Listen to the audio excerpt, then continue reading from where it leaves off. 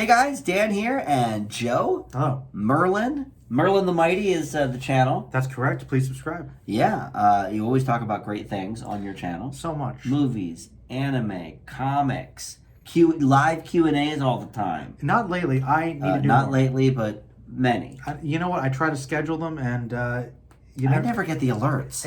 It's YouTube. Yeah. I don't know, man. But anyway, you're on my channel now to talk about one of our favorite segments, Yes. Dan's Big Movie. We take a famous movie on its anniversary, and then we pair it with something similar. And this one is Kind of a sequel. This one has been in the works longer than any of the other ones. It's a sequel, as you say, because we did Dick Tracy we did it December. Oh, yeah. For the VHS release. And we got it out like January or something. I think I get them. I think I've gotten them all. Maybe on the last day or something. Maybe on the first day of the next month. But I try to Okay. get them all within the month. We were behind for a while.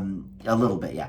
But now we have the spiritual sequel to that because we did Dick Tracy and The Shadow. Shadow knows. And all of these movies we were sort of talking about with it.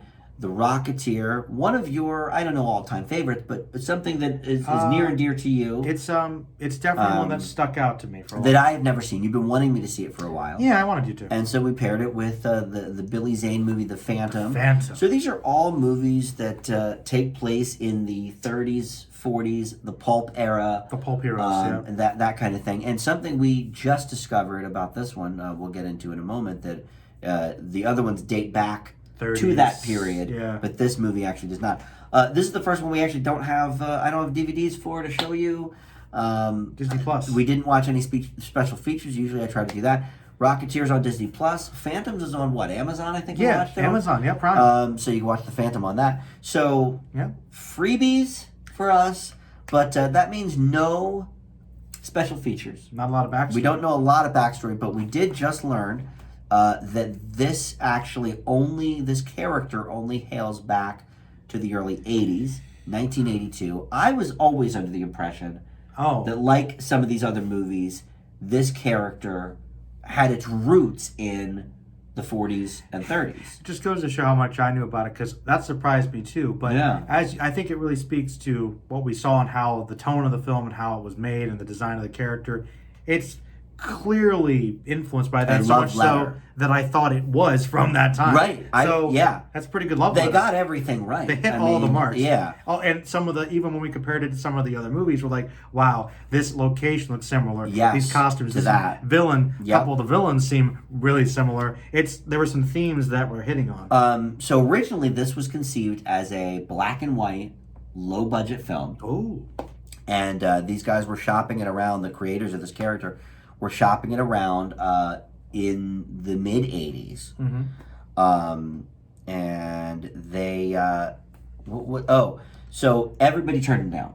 Huh. Because this is before all of that sort of nostalgia was hitting. It was And the before big, Dick Tracy. superhero It was movie, before yeah. Batman. Yeah. And all of that. So the dude says in those days, no studio was interested at all in an expensive comic book movie. And that makes sense.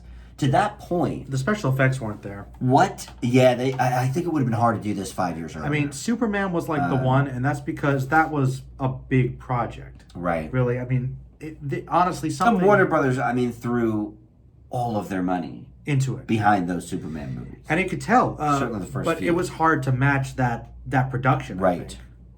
think. So they were talking about it with Touchstone Pictures, which at the time was, pretty I big, like Touchstone. pretty big label. But good old Jeffrey Katzenberg got involved and switched it to Disney. And he said, let's make it a Disney movie, da da da da da. And initially they wanted to set it in modern day, which would have been a huge mistake. Yeah, that would have been weird. They had a big concern that a period piece might not appeal to a large audience. But the creators argued, well, what about Indiana Jones? You dummies. That's another one. One yeah. of the big, one of the biggest trilogies of the 80s for sure. And like probably the biggest love letter to serial heroes, pulp heroes Actually, ever. yeah. actually. Really. That's a good example. yeah. So because of that, Disney said, okay, I guess you can do the thing or whatever. And so in 1990, they had their third rewrite, and Disney finally greenlit the movie Okay. to happen. So a couple of things that were clear to us as we were watching is that the Neville Sinclair character modeled directly after Errol Flynn. Yeah. That's pretty obvious. And then a couple of the real people. You had Howard Hughes in it, for example, and then some of the other things, I guess, that are less impressive. But John Locke played Howard Hughes. Yeah, I was about to say John Locke. I always forget what his the heck? name. Terry O'Quinn. Terry O'Quinn, very good. The who's who of names. Soon to be names. Well, soon to be names, and Timothy Dalton, who already also, was famous. He was kind of the big name. He was a big name, certainly from the Bond But movies. a lot of big actors were in that movie. So many up and comers. If we can just talk about some of those. One of the big highlights for me is that we're watching like a good 20, 25 minutes of the movie, and you didn't believe that Alan Arkin was just right there. So, okay, like, Alan Arkin, I first saw, I think, in Little Miss Sunshine. Okay. So I only know him as bald, old Alan Arkin. And you know what? He's been doing the exact same character since Glengarry Glen Ross, which was right after this. Which was right after this, which I didn't see. So he's actually playing a different character, Dave. I didn't believe it. Weird. Well, and the voice didn't quite sound the same, except for like certain parts. He would do the Alan Arkin, or he'd make the face, and you're like, I got it. But like with the mustache, with the hair, you didn't believe me. And 30 years younger. I mean, I saw it in the credits, so it's not that I didn't. But you were just like what? I couldn't believe it. I just couldn't. But so you had him, Jennifer Connelly. Yep. Also very young. Now I know her from some of her earlier work. Terry O'Quinn we talked about. Paul Sorvino. Yeah, as the gang boss, crime boss. Margot Martindale, who I don't think you're super familiar with, but she was the woman at the diner. Okay. And again, later in life, I think the first time I saw her was in a string of commercials in the early 2010s, and then she did August Osage County. Then she did this show called Sneaky Pete on Amazon Prime. She shows up in a lot of things. Never saw her this young. And then from The Office, Jan Levinson Gould was a singer at the club. Melora Hardin. That's right. I had not seen her anything but The Office maybe was the first thing I ever saw her in. The thing about that is too that must have been so early, like because it was barely a character. She was literally just the lounge singer. Just there in the clearly her and doing singing. Right. So, but this was a small bit. Right. Beginning of her career. She actually doesn't look that different. You knew immediately. Because I was about to say she's aged very well. Yeah. She looked the same. Let me see what the first thing I really did know her from. I was going to say it's Jan. I mean, yeah, it's Jan Levinson Gould. I mean, that's great. All right. Well, thank you for smoking. She plays An Interviewer. I wouldn't have remembered that. An Interviewer. 27 Dresses. I just talked about that today. 27 Dresses. Okay, she was in 17 again as the principal. Oh, but this was after The Office would have started. So I really think TV. Let's look at some TV. Maybe Little House on the Prairie. She showed up a lot of places. She was in the TV version of Dirty Dancing as Baby. Oh, that's a starring role then. She played the Jennifer Grey role in the show, but I never watched that. I'm sure it was horrible. But she's been around. Murder, She Wrote, Matlock, Friends. Lois and Clark, Friends. Touched by an Angel. I guess I would have certainly seen her. Oh, she was in Adventures of Superman. Touched by an Angel. Wow. Time Cop.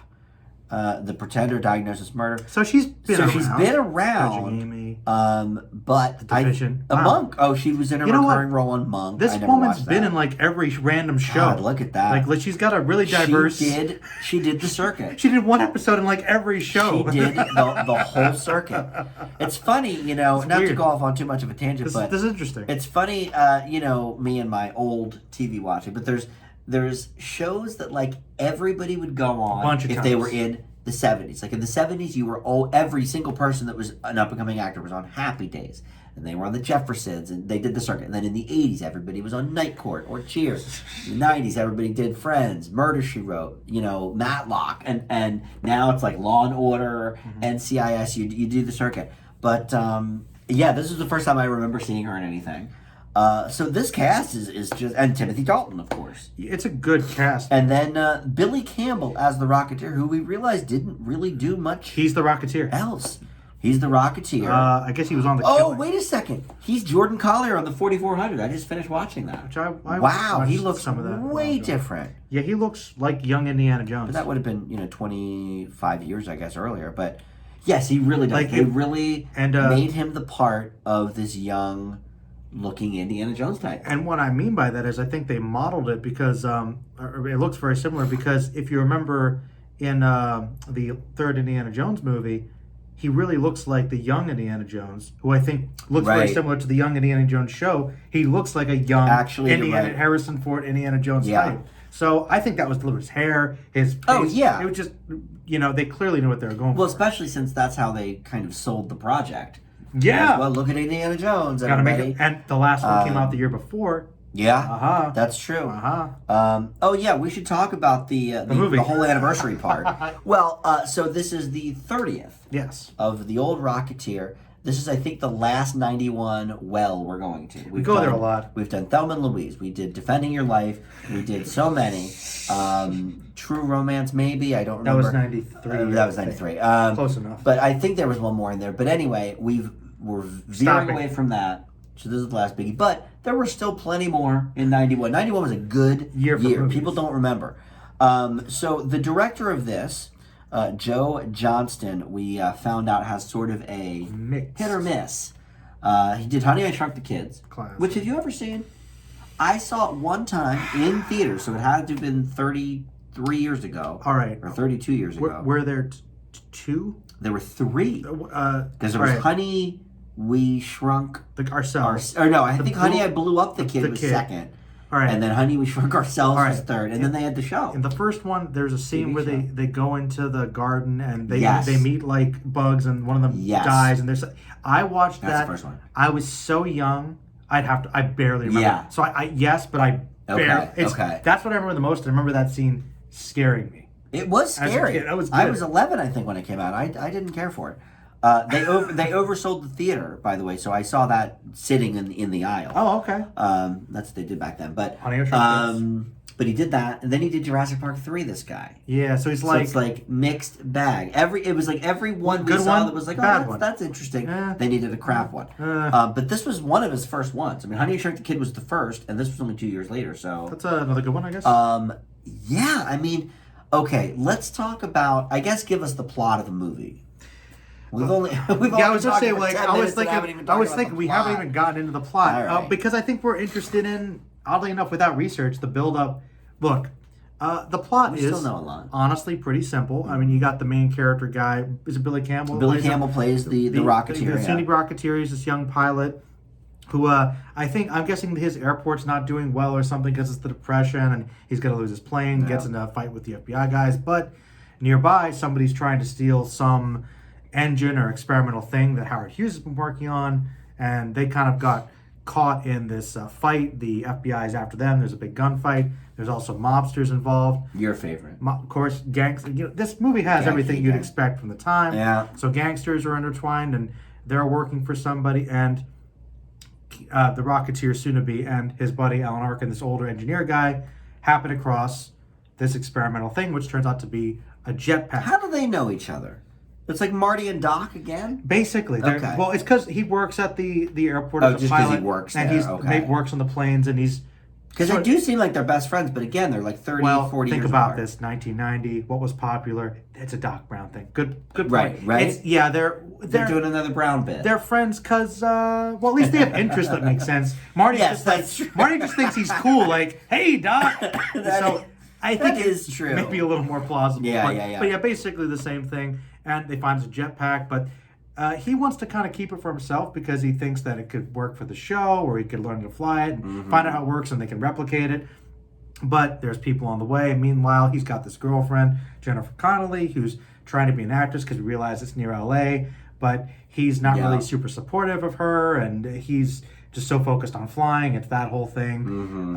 But she's working on this movie set where there's this Errol Flynn type that's played by Timothy Dalton, literally doing a Robin Hood movie. He's very good in this movie, actually. Oh, he's good. I was a bit surprised. I really like Timothy Dalton. He's I good. don't know if I've seen him in anything. Well, he's always... I know he's Bond, but I've never seen those. Did you... Yeah, that's right. You've seen Hot Fuzz, right? No, that's the only one I have. Wait. No, you've never seen Shaun of the Dead. I never saw Shaun of the Dead. I did see Hot Fuzz. He was the villain in that, too. Oh, he's like, okay. He was the big villain in that. He's always hamming it. But but that's the point. That's he's very theatrical. But anyway, he's the guy that's actually... Oh, he's in that awful movie, The Tourist, as well. I saw that, I guess. Nobody's perfect.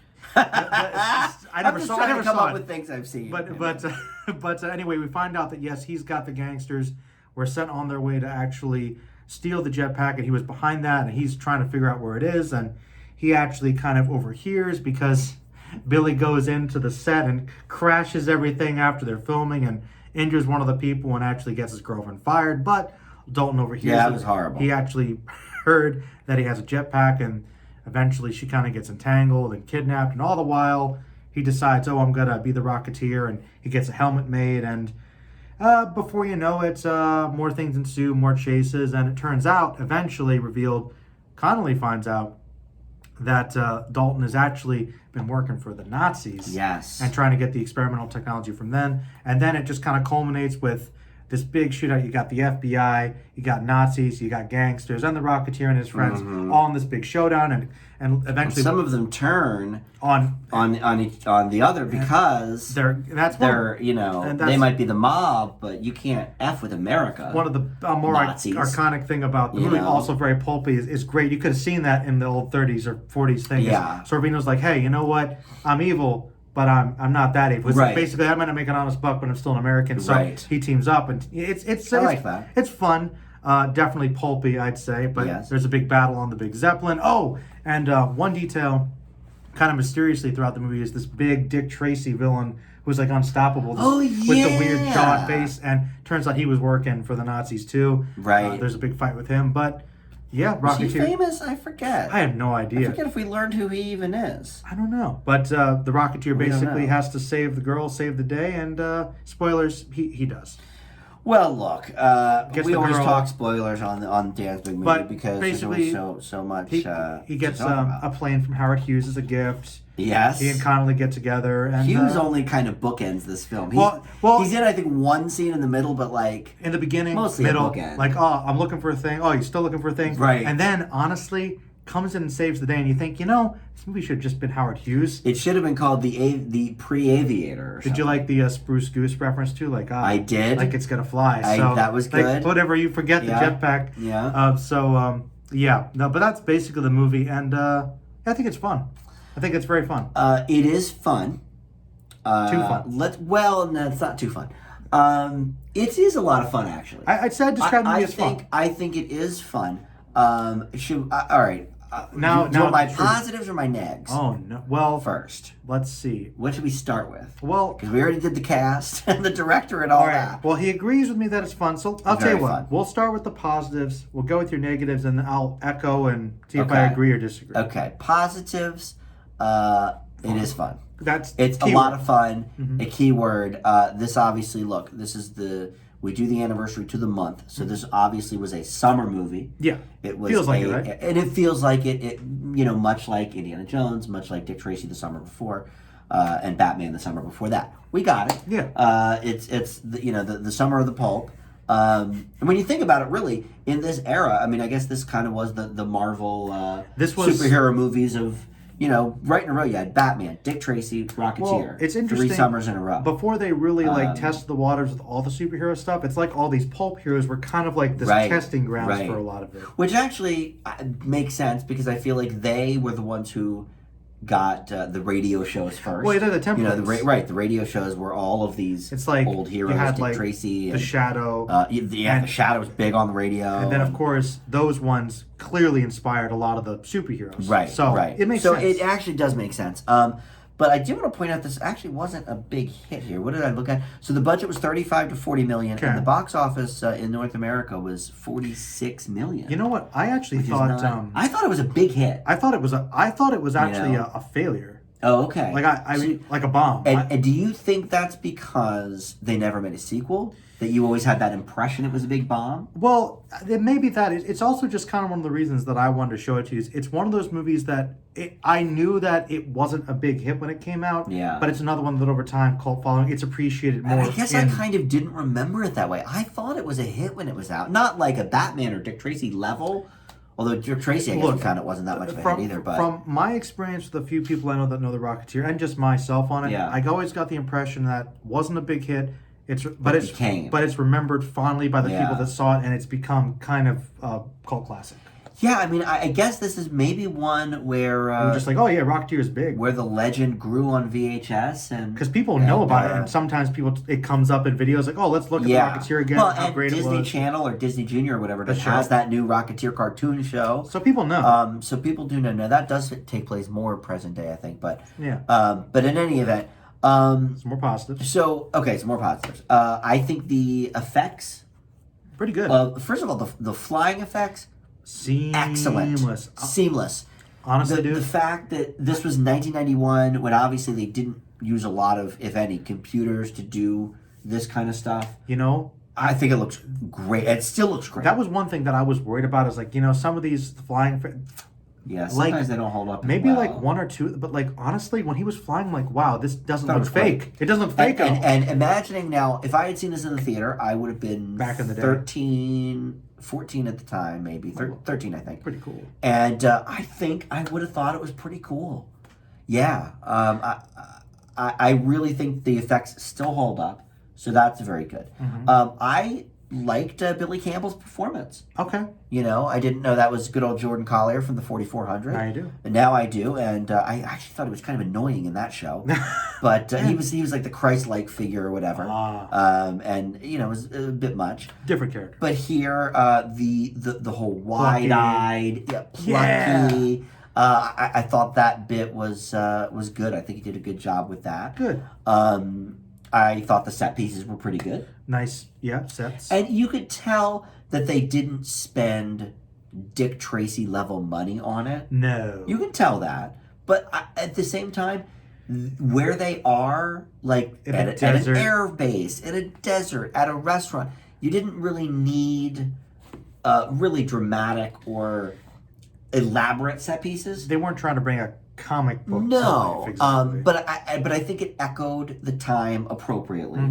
I agree. So I liked that part as well. And then I don't know, just the basic plot I thought was interesting. Fun. Okay. Now, do you want some negs? That was a short list of positives. So let's go. I think I named several. Really. Yes, several short. It's not like a long list. Go ahead. I think I have probably more positives than negatives. My negatives are more general. Okay. But I think they're more all-encompassing. Okay, that's interesting. And I should say Dalton. Dalton was great, right? Great, yes. Dalton, and Connolly was fine. I mean, she was pretty good. Honestly, she was fine. For a love interest for that type of Very movie, serviceable. Better than Dick Tracy's. Yes, she's much better than Tess Trueheart. I can't deny that. Sorry, Tess. And actually, the more she got involved with Neville, the more I liked that whole because she plot. figured out what was going on. So actually, yes, that I will give her good. a positive for that. Yeah. More character positive, I think, than Connolly's performance specifically, but okay, that's fine. But yeah, Dalton was fine. Very good, was over the top. Chewing it up. My biggest issue, my two big issues with it, are that it is very, very derivative of all of the things. You can tell that they took pieces from all the things, and now that we know that it's not really that it's not even from that era, it makes a lot more sense. It's a love letter to, homage to, but not as good as some of the other. But I would certainly not as good as Dick Tracy. Well, no. Or better than the Shadow, I guess. But I don't know. That's a different story. Shadow knows. But I would say it makes a lot of sense to me now that we've learned. You know what? It's not an original creation from that era. I'll say one thing to that to add on. Okay. Now that you're saying it, I would say with all the other movies we watched, including The Shadow and maybe even The Phantom, this one definitely has the most bare bones plots of all the things. Yes. So that might be part of it. I think it's It's I think broad. That's all it's part good, of it. but it's not as layered or intricate as some of these other villains. Like when you think about Dick Tracy and the whole coven of villains that they have, with all the trying to frame Dick Tracy, all that stuff. Yeah. Or of course even Batman '89. That goes without saying. Sure. But then my other problem is there isn't enough, and I'm sure this was budgetary. There's not enough of the Rocketeer. Yeah. I mean, we see him on the ground, walking around on his legs. But, like, in terms of up in the sky, oh, look, he's the Rocketeer. Like Three. the carnival scene or whatever. Oh, yeah. What was that? It was like a Their air show thing. air show. Yeah. Yeah. That was great. I mean, that's I think until the finale, Pretty much the most action up in the air that we see. That's true. Now I'm not gonna give it points off for it being rated PG, which is ridiculous. All the death. I mean, there's more death in this movie than in The Departed, for God's sake. I mean, like, So many guns there are blazing. so many deaths, but I'm not going to criticize the movie for that. That's more of a ratings issue, but It does open up with one guy. He does get my murdered, and there's God. blood everywhere. And I'm like, I think maybe I know why I didn't see it when I was a kid. I probably wasn't allowed to. it's got some pretty violent Like- scenes, Very violent. which makes sense. Yes, I'm not necessarily saying that as a negative, but just pointing out that It's is a messed up. fact It's about ridiculous, this movie. yeah. But yeah, I wish there was more up in the air. I wish there was That's- more thrilling Rocketeer business.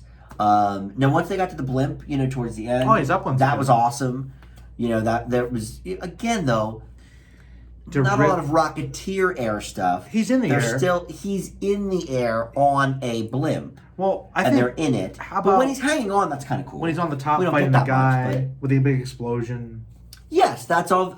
But look, this is the end of the movie. You Yeah. expect big things. But there's really only, I think, before that, 2, maybe 3 times in the whole movie where he's up in the air.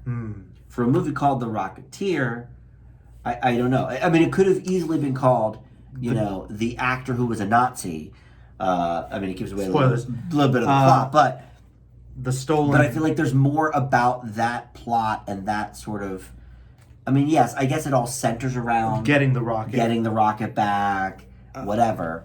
It's a plot device, but it's But not. it's not- That's more what it is rather than his. Like, I feel like that's what is supposed to get people in the door to see the movie is, let's look at the cool Rocketeer. Yeah, And it just doesn't happen that much. That's all. that's a good point. And You know? I'll be honest, I never thought about it, and it didn't really bother me that much watching it. But it is a good point. Yeah, thank you. There's not a lot of rocketeering, which I don't think it. Oddly enough, it didn't bother me, but it is kind of like.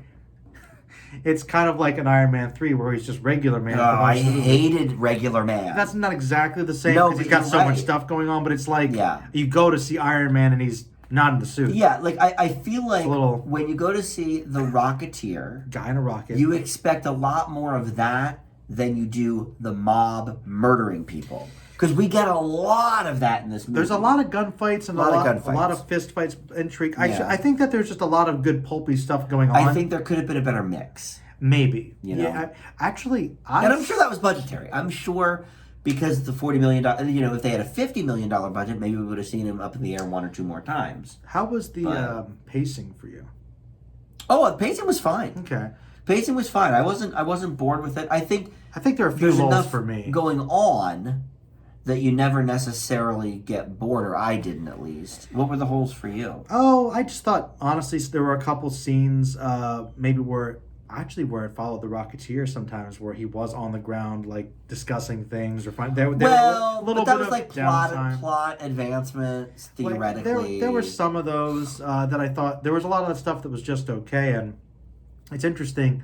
My big negative is I think that the main character is just kind of okay.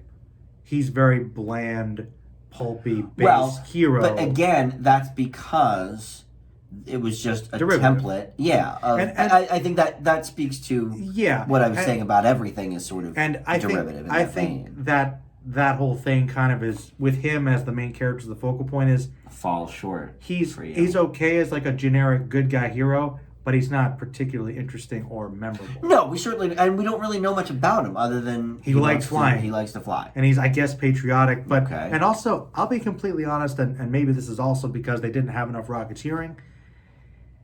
His power is that he has a jetpack, which Yeah. in and of itself, if he wasn't, I mean that's all he's got. That has not stopped other people though. No, We've seen a lot of people who don't actually have superpowers. But here's the thing: they're Tell usually me. more dynamic characters. Like Yeah, Dick I Tracy can't deny that. doesn't have any powers, but he's more interesting and he's Yes, cooler looking. Batman is certainly more interesting. Batman, No one would deny that. You know, even the Shadow had more interesting powers. So it's like, I know he's and it's just that's the thing is like the movie, The Rocketeer is just so basic that it's like he's fine, but you know you've seen more interesting stuff other places. Yeah, and I'm not sure I would call the movie bland per se, but it is just sort of derivative, run of the mill. Yeah. It's like they did everything they needed to do. Yeah. But and they did it efficiently. But now let's think about the time period. We always like to think about, okay, this was in 1991, so The Shadow hadn't even come out yet, so we can't compare it to that. Just Dick Tracy, I guess. Just Dick Tracy, Batman maybe. Indiana Jones, and it certainly pales in comparison to all of that. Well, it's also more of supposed to be a family-friendly, simple... That's the thing. Some of it's very Dick Tracy intense, is more family-friendly than this. Which is funny because Dick Tracy's actually really violent Tracy's and dark. Violent too, man. But it's more colorful. And there was a good... I don't know. The tone was good throughout it. Okay. But you said the pacing was a little off because of the boringness of the character. And I can't deny that. That was my big thing is I actually like Jennifer Connelly's character more than the Rocketeer. Like, I really do. I think her character, like I said, the further she gets involved with Neville and the further she gets into, finding out his secret and all of that. Yes, I agree that following her character becomes more interesting than the Rocketeer. I like that there's a lot of things going on. I like all the other characters in the movie. But I think the main guy is, for me, he's fine. He's okay. He's not bad by any means, but I just think of all these other heroes before and after, and I'm like, I don't want to say he's not charismatic, but he's just not. I feel like there's, like Timothy Dalton, even though he is hamming it up, he's more layered and interesting with a more memorable personality. Yes. He's more memorable than the Rocketeer. Well, and he's more fun to watch. His scenes are the best parts. I mean, Sorvino's, honestly, it's like, other than those scenes with him, okay, I guess some of the bits with the Arkin are good. Like, he has plenty of good scenes, but it's like you said, there's not quite as much going on behind the character to really, or the story to really just get it to that extra level. Right. So that's the thing. It's all good. All right. But I don't think it's a lot of it's great. And that's the thing. You see what I'm saying? Like, yes, I had X, Y, and Z for the positives. Yeah. Which maybe isn't a huge list, but they're big. The negative is all encompassing. Like, it's the whole movie is a bit derivative, a bit basic. So that for me did bring it down. Very functional, but it was fun to watch. No, it's like I said, and I have to imagine I would have just been thrilled by this as a 13-year-old boy in the movie theater. I enjoyed watching it as a kid. Yeah. I think it's got some memorable set pieces and scenes. I think it's underrated, or at least it was. I think it's definitely become a cult hit. I wouldn't say at this point it's underrated, but yeah, maybe for about a decade or 15 years, yeah. I mean, I think that even today, yes, I feel like maybe there probably are plenty of people that haven't seen it that probably would pass it off. And I feel like it's one that I still recommend people see, that I hope continue has a legacy. I think I can recommend it for sure. But do you understand why I recommended it to you? Oh yeah, like that. Like, it felt like it's a movie that I thought was definitely that's a me movie. Worth it. Yeah, it's because it's fun, but very it's not. Me. Yeah, if you like the old timey stuff, I was like, yes. Dan will like this movie. So, like, you're right. I think its cult status is appropriate. It's a good, fun, nice, wholesome time. Yes, that is unique enough, but other things are just more intricate. All right, so before we move on, we have to give it a grade, and then we'll look at the Rotten and look at Ebert. Ebert's always our sage. For me, this film is a B. Yeah, I think it's got a lot of good going on, but it's a good movie. It certainly pales in comparison. Dick Tracy is an A, maybe an A plus. I think that's Batman A or an A plus probably. So this one, Indiana Jones, yeah. Those are all significantly better. Yes. But this is good for what it is, and that's fine. I agree. I think you could have a lot of fun with this film. I keep saying if you want to show it to your kids, but I don't know anymore. No, not your kids unless they're 20. What would go? Okay, no, so I think if this were made today, PG-13 for sure would be the rating. I mean, there's so much gunplay in this movie and murders, straight out murders. People get gunned down. Like Tim Dalton's death, the fiery explosion. Right. That was wow. Yes. Lower than I thought, actually. So, all right. But even. They're pretty even. 66 on the critics and 65 on the audience. So we always try to see what a couple of the people have said. So, All right, so here you go. First couple are positive here. Rocketeer's overall trajectory is pleasing and winning, but it lacks the quirky charms and personal idiosyncrasies that endeared other big effects films. Well, okay. We agreed with that. In the quarter century since its release, so this is one from 2016. As fresh. the superhero blockbuster has become a cornerstone of mainstream movie making, it's become clear that the Rocketeer is a model of the form. That's kind of what I said. That this is sort of this era. The skeleton, kind of. The skeleton. All right, then here's a couple of negatives. Okay. Almost never takes flight. Yeah, That's true. a piece of blandly enthusiastic B movie pulp. That's like a mixed compliment That's for me. that's sort of a backhanded compliment. The whole thing is good-natured enough, but increasingly mechanical. Yeah, a I little would bit. agree with that. And then here's another positive. This adventure fantasy puts a shiny polish on familiar elements. Airborne hero, damsel in distress. Yeah, I mean, it's got all, it checks all the boxes. Yeah, But I'm with that. It's a positive review. It does I give everything positive it as needs well. to do, yeah. Yes. So now let's see what our friend said about it. I feel like Ebert would love this. Roger Ebert, Rocketeer. Okay, wait. We like to guess. He loves the old. I'm gonna guess. I'm gonna say he liked it. He does love the old Old style. timey. He loves. I'm Indiana gonna say Jones. it's got to be at least 3.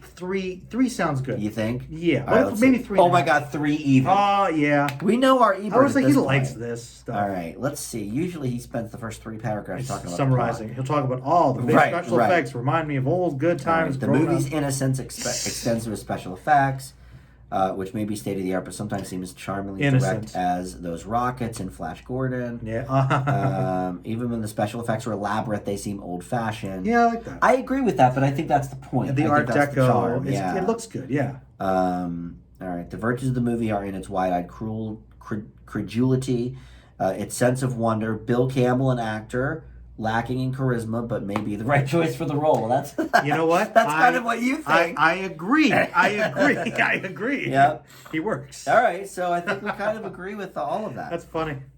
Dalton makes a sly villain. I agree with that. All right. Lacks So charisma, but he is the Rocketeer. yes, he is. I would say That's funny. that's good. I would say my B equates to about a 2.5 on the star Probably a rating. little higher than us. But all right. So up next, we're going to talk about now The Phantom. The Phantom. This is The long-awaited. from final what, one. 1994? 5 or Was it? Let's 6? see. 96. So this one came out. This is the So last. this is the last of the bunch. This is when it was kind of dying out here. And let's look at the the budget here. So $45 million budget, more than the Rocketeer. Wow. Okay, that did not show in the film. Wow. And then half of the box office, 23.5. So look, This is a failure. This is called a bomb. The Phantom Bomb. Do we know anything about the production here? Rumors of a Phantom movie adaptation had begun, blah, blah, blah. No one cares. Joe Dante was going to direct one Oh, that guy. for Paramount in the early 90s, but that did not happen. Okay. All right. And then we got Billy Zane to be involved once old it got Zane. started. The production would go over budget by $10 million. I went over a budget. Wonder So why. I don't know. Well, there was a lot of offset. Remember, expensive location shoots. Yeah, they filmed it in New York City, Thailand, and Australia. That's what happened. Yikes. Jungle issues, probably. Yeah. Rain. Oh man. Now Okay. guess who could have been the Billy Zane character, the Phantom? Yes. Could have been Bruce Campbell. Ooh, Now that makes sense. that would have been what you call a better film. Well, with what he was You going know? for, with his, smugging, mug for the camera, his one-liners, Yes. a lot of charisma. You know what? Bruce Campbell would have been a good. That cast would have for been a this. very good choice. I don't know why that fell through, but pretty boy. yeah, I guess maybe. Zane yeah. was big with the girls, I guess. Yeah, I guess so. All right, so this does harken back to the Pulp again. days. This is a real one. This is from the 30s, legit.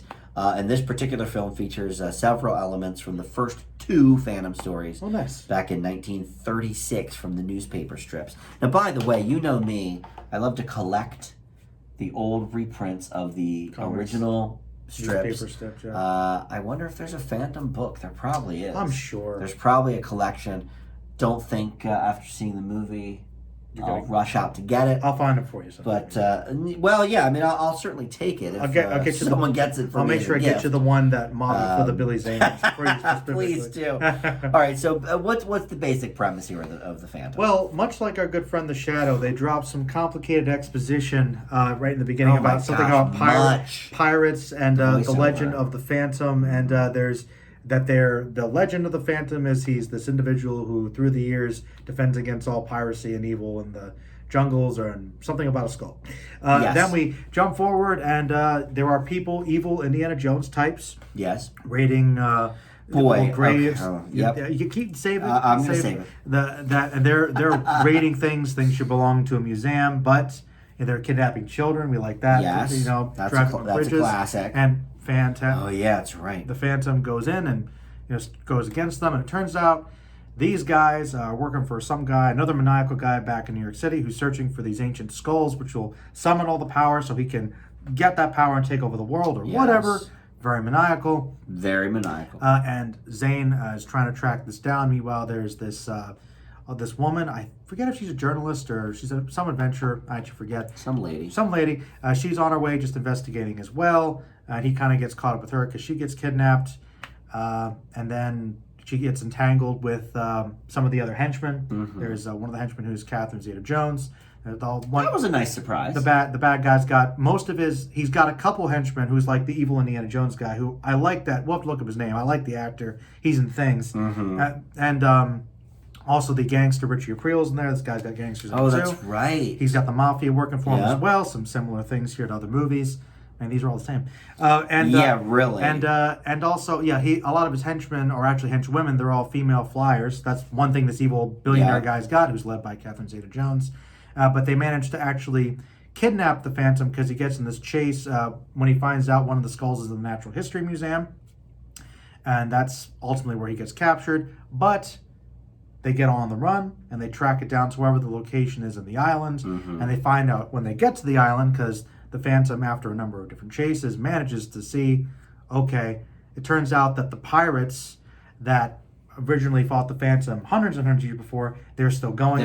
They're there. They've got a new leader, and they've got their skulls protected there, but the bad guy tries to do some battles with them, and then there's a big brawl, some allegiances change, some fight changes, and basically Phantom wins because he ultimately had the ultimate defense against the evil skulls on his ring whole time. And we find out at the end of the twist, they've been saying that the Phantom is like a ghost. I've killed him many times. He can't be stopped. But it's passed down generationally by this family. Mm-hmm. That's where it came from. And one of the powers the Phantom has, in addition to all his skills and his secret identity, and of course his ring, is he can kind of commune with the previous Phantom to give him advice, which is his father. Yes. And there's this idea that maybe, he can put it down and have a normal life and get romance. But he decides, no, I'm going to continue being the Phantom. I'm going to be the Phantom till I die. And then maybe the next one will be there. Yes. And Q sequel that will never happen. Never did happen. The Phantom. Is it this guy you were trying to think of? Yes, James Remar. James Remar has been in so many things. Dexter, Sex and the City, 48 Hours. He's been around. Know him because he does a lot of voice work. Oh, okay. And I remember he played Hawkman in the Justice League in a very interesting episode. Interesting. And I just really love his voice. He's a great Legend of Korra, Beware the Batman. Yeah, he's got. I'm seeing all of your favorites here. He's just got a very distinctive, good voice. He was also in the terrible Mortal Kombat Annihilation, but that's another story. Black Lightning, is that another cartoon? DC. Is that Marvel? Yeah. Oh, DC. Okay. Yep. So he's an actor that's just been everywhere. The guy's been around. He's one of those character actors, and you know what? He'll be one of the positives I'll get to, but I'll let you go first, Dan, because you're just waiting to talk about it. Well, look, this movie is something. Of the four.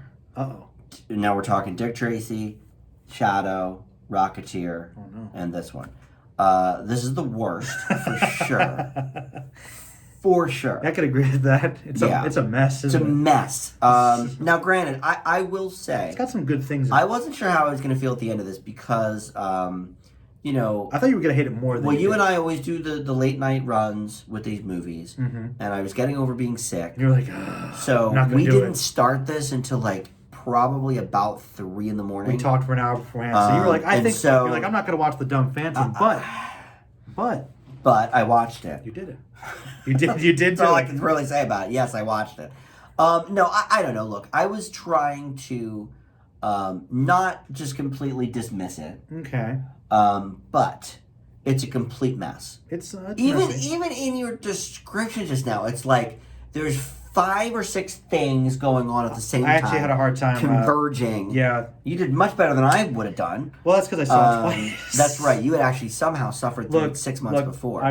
You'll never get me to watch this movie again unless it's like a drinking game or something. I have no interest in watching this again. Okay. The fact that you watched this twice in 6 months is impressive. And says something. It says something about your friendship more than anything, I think is what it says. To be honest. What? I think it says that you're a good friend that wants to watch the things with your buddies. Sure, I got good things to say about the fans. Look, I have a few good things. I hope so. But unlike Rocketeer, the bad outweighs the good for this. You know what? I'm actually surprised. Tell me. Because you hated on the Shadow so much, I was worried. Like, man, Shadow. maybe this will be give the Shadow. And this Shadow, is why. I like this Shadow. This is why though, because I saw the Shadow, as you remember, and you were like, "Oh man, this is so cheesy," and it became sort of a punchline for me and my friends because it was kind of bad. Okay. But I don't know. And this. Okay, first of all, tell me. I felt like a lot of the set pieces were of the Shadow. Exactly the same as the Shadow. I think some of them were. I think the office actually a few of them might have been directly from the Shadow. The street scene. Some of them were. And I have no idea if that's true. That's just what I think. They look very similar. But they look very similar. The cab driver was fun. I like that the boy gives him the jewels and because that exchange was fun. And the loyalty to him the rest of the time he's in New York. I like that detail. Yep. That was good. It's a good part. Zeta Jones was fine. I liked her. Early for her. I liked her character arc in the movie. Yep, character arc was fine. I do like that unlike certain other movies we might mention that we have, this is the first one where the women actually do something and do get to kick butt. True. And I will give it credit for that. That's true. And we've mentioned it in this cast already. Tess Trueheart and Rocketeer. Right. I guess Breathless Mahoney kind of, but we didn't know. Oh, spoilers. You're right. Shh. Oh, I forgot. Breathless Mahoney. But she's pretending to be a man. Well, but like up front Madonna is in it. In the action though. Yeah. And we saw a little bit of that, I guess, with Connolly, but she was more of playing the mind games with the people than she was about the the actual stuff. Love interest and or the Shadow was like, stress. I don't even remember her. Who's to say? That was 6 months ago. She was pretty. I don't know. She was all right. I don't know. So I will give it credit for that. It actually gives because look, Zeta Jones, I think, is known basically for 2 things. Oh no. Maybe 3, but in terms of her acting ability, I like her acting. She's known for the more action-oriented roles or the sultry, promiscuous, singing woman, Chicago, very demure, And so this was, I would think, the first time I would have seen her in anything. I think this is the earliest thing I've seen her in. I think for me too. And she was very good. Billy Zane. Look, this is where we're going to disagree. Well, because I was like, I don't know, but you're saying that. I have a whole thing about Billy Zane. I hate the man because he was so great as being a great villain in Titanic as Cal, a-hole of the century. No, he had you misread it, man. He hoped that they enjoyed their time together. Enjoy their time. Yeah. After shooting at them, that's all he's got. Really never did a whole lot else after that. Yeah. After that was certainly obviously to that level. But I mean, even after main Titanic, roles, he almost didn't do anything. Headlining. Well, you said, what do you do after Titanic? Ask Leo or Kate what they did. People get roles after Titanic, but my point is, it's not a bad high note to reach. Right? It's not a bad high note to reach. If that's your pinnacle, great. But he, was very young in that, so he should have had a better career. But I think after watching this movie, I realized why he didn't. And it's because he is not a good actor. He's okay, but he has no range. My biggest problem with this, well, maybe not my biggest problem, but one of my big problems with the movie, certainly with his performance, is that he was giving the line reads as the hero of the film. the Phantom, I'm going to save the day. The every line scene. reads were exactly the same. Inflection. And Same he's supposed inflection, to have a secret same identity, too. pentameter right, he's supposed to have a secret identity, so he really should have 2 different roles in this movie. He could barely manage the one. They were all the exact same as Cal, the villain of Titanic. All right. So I think I mean- your feelings about that performance. No, Dan. He was definitely meaner and more sinister in Titanic than this movie. It's yes, as a character. Yes. But the inflections lead me to believe otherwise. Oh well. The inflections. All right. Well, look. You've watched Titanic a lot. If you watch it again, really focus on those scenes again. Mm-hmm. I honestly feel like there was a little more menace. I don't think it's exactly the same. Well, of course, there's as more this. menace, but I'm saying you're giving a line that's supposed to be, "I'm the hero of the tale. I'm going to save the day," and it comes off as this smarmy a-hole. To me, that's a bad performance. Well, I'm sorry. Look, I didn't think Alec Baldwin was great in The Shadow, Dan, but you could that's say, Olivier compared to this. You could say the same thing about somebody like The Rock. And I think you like The Rock more. I talk about a guy that does the same thing in every movie. The Rock doesn't have a lot of range. So, however, has he ever played the villain? No, he's always the good guy. So it's okay that he has the same range because he's always the good guy. I feel like he's been the villain 1 or 2 times. I don't know. Is that true? Not often. but yeah, Scorpion Infrequent. King, actually. Well, that was early on. Of course, he was mostly CGI in that, so crap. The Mummy Returns or whatever. Right. So that barely counts. But yes, The Rock is the same and everything. But you're right. This is I'm the hero of the movie. I'm the villain of the movie. Same performance. Same man. So I hated that. Okay. In addition to that, very confusing. The plot. There's so you could drive a backstory. truck through the holes in the plot. It's The over-explaining. backstory of the stupid announce or the not announce. What do you call it? The voiceover. The Phantom and the pirates and the. Now I did like that scene when they met the pirates, and they. And you knew about it because they told you about it at the beginning. In that they dumped the exposition. There's nothing left to the excitement of this movie because they not to show the backstory. But it's kind of like the whole thing. It's like The Shadow, where you feel like there was a whole backstory that they just condensed, and you want to see that as like an extra half an hour. Right. But it's a little different because that's like generations, so they don't want to give away the twist at the end of the movie. But then you're like, oh, and by the way, haha. So it's interesting, but I think by that point you're so exhausted by all the stuff that happened in the movie. You're exhausted. like, oh, okay, he's the son of it. Also, I didn't think the CGI was particularly good or the effects. I think that's was okay. When they did the rings, that was the plane was good too. But when they did the rings as well, the skull. I think the skull was did cool. some good effects. That whole scene was very good.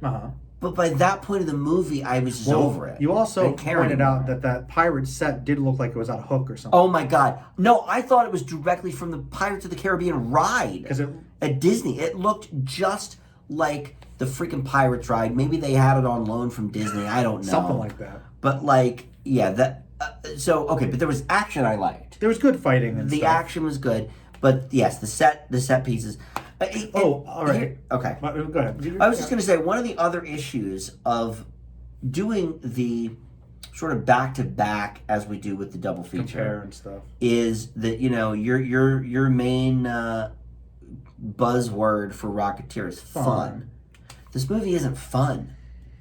I think it wants to be. I think there's fun and I moments think in the museum, they were having a little bit of fun Some with exchanges the bad are guys and stuff. That was okay. How about he's in the elevator?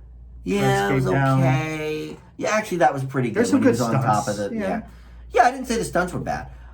You liked his big purple onesie. Well, I like that he was wearing purple. Like, why not? I like the purple. I like that he sells. I like his belt. I like that he's got a cheesy, pulpy superhero look, and they committed to it, and it works. I will say, it stands out. I will say that in terms of the costuming and stuff, it's probably better here than in The Shadow. Okay. But yeah, I mean, I had so much fun watching The Rocketeer. It was such a good time. Mm-hmm. And then we watched this. Now, that opening scene was all right. With the kid, then going over the bridge. That's a good part. That was a good opening scene. So I'm like, okay, where do we go from here? And it's only down, really.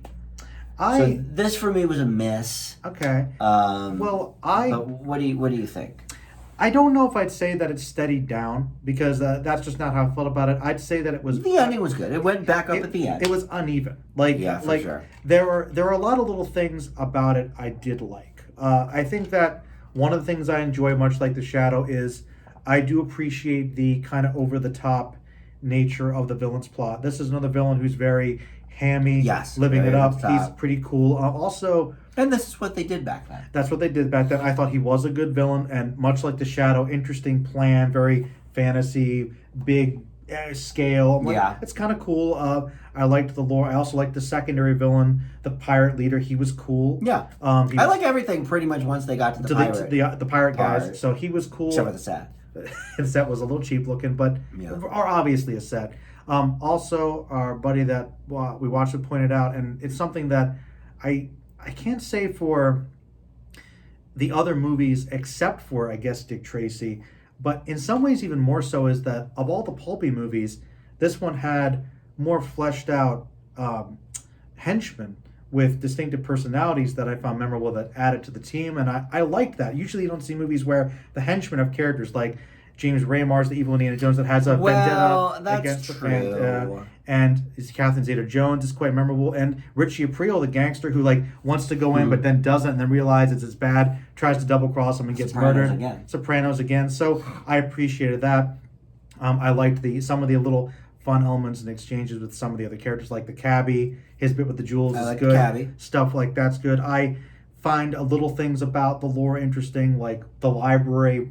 Doctor Strange, I feel like, was inspired by. Actually, I did forget about the Doctor Strange. That was kind of neat. He's got an assistant that's kind of like, what is it, Lau or whatever. Yeah. So that was similar. I liked a lot of that. I thought some of the set pieces were good. I do agree that it's a bit uneven, and I don't think the set pieces were very good in this movie. Well, they weren't. Maybe not the sets, but I do think some of the stunts were good. Some of the action was good. Yeah, some of the stunts were okay. And the action was fun. Will say that there's probably more action of the non-gun variety in this, more swordplay than Rocketeer. And also, little thing pointed out, I like that because of the rating, the Phantom uses guns. Yeah, this is PG-13, right? But he always shoots out of people's hands and unarms people, and that shows how great a marksman he is, and he's got a code. So I think the lore... You love a code. I mean, you do. There's cool elements to the Phantom character that I enjoy, and I will say that though I agree that his performance might not be great or the most range,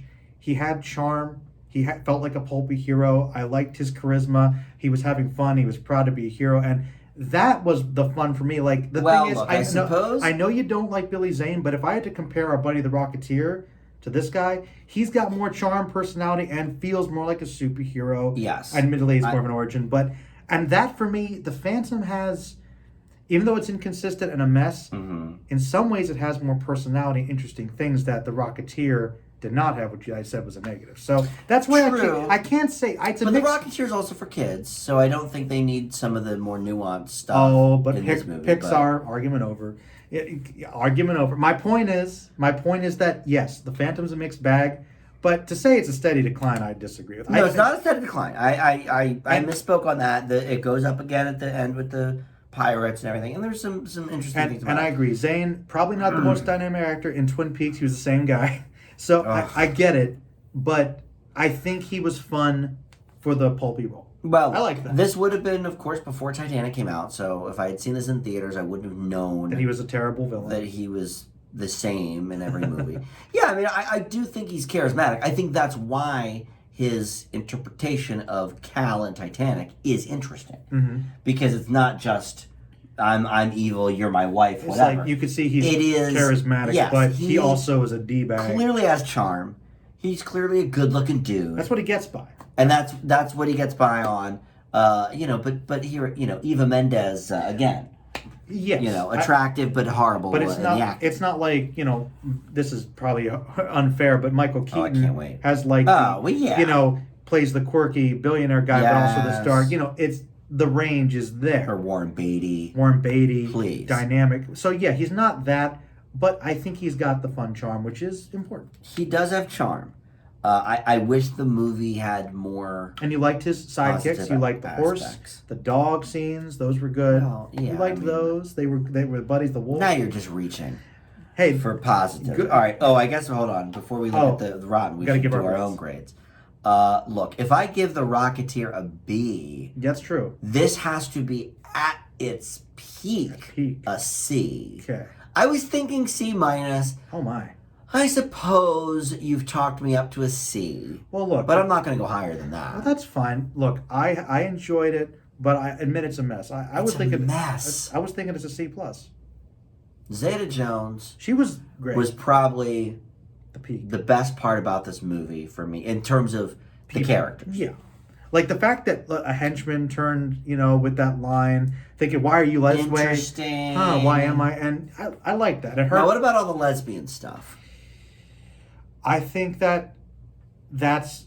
Was that more interpretation? I think that on was my you part? pushing it, but I like the fact there were scenes They about definitely, though, right, had well- a couple of tongue-in-cheek, Or, and she wink, had- wink moments. Well, I think that this woman's just sex crazed because she's like, "Kill the Phantom and leave me the body." That could be, maybe she's a necro. But yeah, we but don't you know. thought that, and when they got away in the submarine, they're like, "Heck with Oh him." yeah, They're absolutely. they're making out in there. I really sort of put that on it, but Sure. maybe I'm fine with it. Maybe that was me trying to generate some, more interesting layers. something more interesting with this movie. Sure. All right. Well, I guess I'm all right with the C on it, but Okay. C minus. that's is got to fine. be the height. All right, here we go. Oh. Here's real ratings. Okay. 43% on the critics, 31 on the audience. Ooh, a lot of Let's people see don't what like it. let's see what people say about Oh no. the Phantom. The Panther. As the Phantom, Billy Zane, buff to the max, has a likable something in I don't even know what that word is. I don't even know what that word is either. I should don't know that. But there's not much he can do to flesh out this relic, all right? Here's a positive one. Let's read this one first. right. While it hardly stands to vanquish the celluloid incarnations of Superman and Batman, this version of an older cartoon Crusader's exploits does have a pleasingly astute sense of its place in the great scheme of things pulp. I could agree with that sentence. That guy's I don't know, Really, windbag over there. leaning up to one all right, thing. here's a short positive one. Okay. It's nice to see some things done the old way. Well, I guess. Okay. Expect this ghost of bad movies past Oh, damn. to walk quickly to the back bins of Blockbuster, where it should be filed overview. under a helpful heading: monotonous and juvenile. Wow. A little harsh. I don't actually agree that it was monotonous necessarily. There was a lot too much going on, I think. One could say that, yes. Here's a positive one from our audience. The years have been kind to this film and hold up quite well. Oh no. I don't know about that. All right, let's see. My sense on Ebert is it's got to be He kind of no more than a 2, though. 2.5 because he does like he weird, likes old stuff. Yes. He might have liked this one. All right, you're gonna go 2.5. I'm gonna say 2. Sure, 2.5. Couldn't be right. more than Rocketeer though. Let's see. No. Well, we never know with him. Oh, 3.5. yeah, yeah. Come, Ebert. Ebert has done me wrong again. Hey, 3.5. Let's see for what the he said. Phantom. Let's see what Ebert All right, said. I will. Wow, I think Let's that's a bit see. extreme, actually. The director orchestrates these events just He's a hair this side of parody. That's a positive? What? Now he's being cheeky. He this and, review. he and Billy Zane find the right tone for the Phantom, bemused, all-knowing, wise, irreverent. Sure. Okay, that's fine. Let's see. What all these people decided was that the great strength of the Phantom was style, which made classic comic strips stand out from the crowd, Okay. and which might help define the franchise for modern audiences. Okay, but Burr sometimes is. I guess the director. We didn't talk about that.